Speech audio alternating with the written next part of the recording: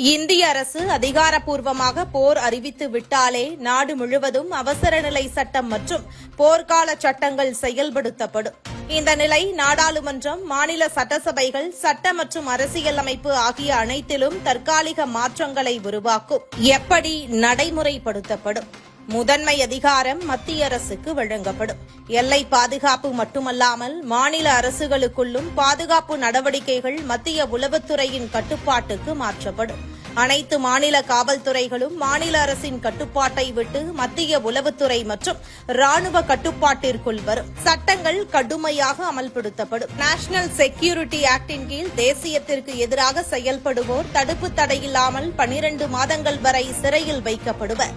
Unlawful activities prevention ஆக்டின்படி போர்க்காலத்தில் அரசுக்கு எதிராக செயல்படுவோர், பேச்சுக்கள், கருத்துக்கள் தெரிவிப்போர், அத்துடன் தொடர்புடையதாக சந்தேகிக்கப்படுபவர்களையும் கைது செய்யலாம். Information technology act section 69A படி இணையம் மற்றும் சமூக வலைதளங்களில் தேச விரோத கருத்துக்கள், பன்முக தாக்கங்கள் பரவுவதை தடுக்கும் விதமாக இணைய சேவைகளை முடக்கம் செய்ய அரசு அதிகாரம் பெற்றிருக்கும். அரசுக்கு எதிராக விமர்சனம் செய்வோர் மீது நடவடிக்கை எடுக்கப்படும்.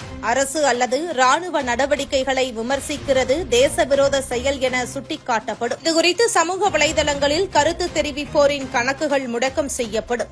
அவசியமெனில் புலனாய்வு மற்றும் சைபர் துறை நடவடிக்கை எடுத்து கைது செய்யும்.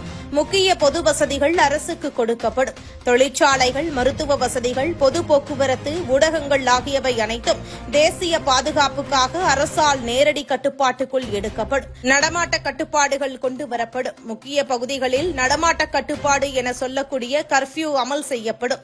விமான நிலையங்கள், ரயில்வே நிலையங்கள் போன்றவை ராணுவ கட்டுப்பாட்டில் செயல்படும். சமூக ஊடகங்கள் அனைத்தும் கண்காணிப்புக்குள் கொண்டுவரப்படும். வாட்ஸ்அப், பேஸ்புக், எக்ஸ், யூடியூப் உள்ளிட்ட அனைத்தும் மத்திய கண்காணிப்பு கட்டுப்பாட்டில் கொண்டுவரப்படும்.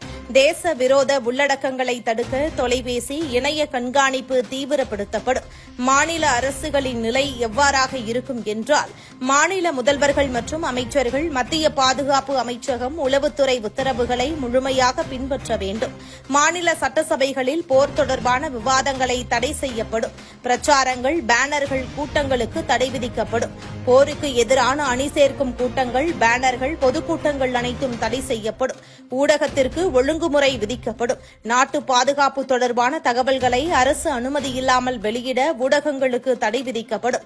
தவறான தகவல்கள் வெளியிடும் ஊடகங்கள் மீது அதிகார நடவடிக்கை எடுக்கப்படும். இந்த அமைப்புகள் அனைத்தும் தேசிய பாதுகாப்பு, நாட்டு ஒருமைப்பாடு என்பவற்றிற்காக முழுமையாக செயல்படுத்தப்படும் என்பதும் குறிப்பிடத்தக்கது.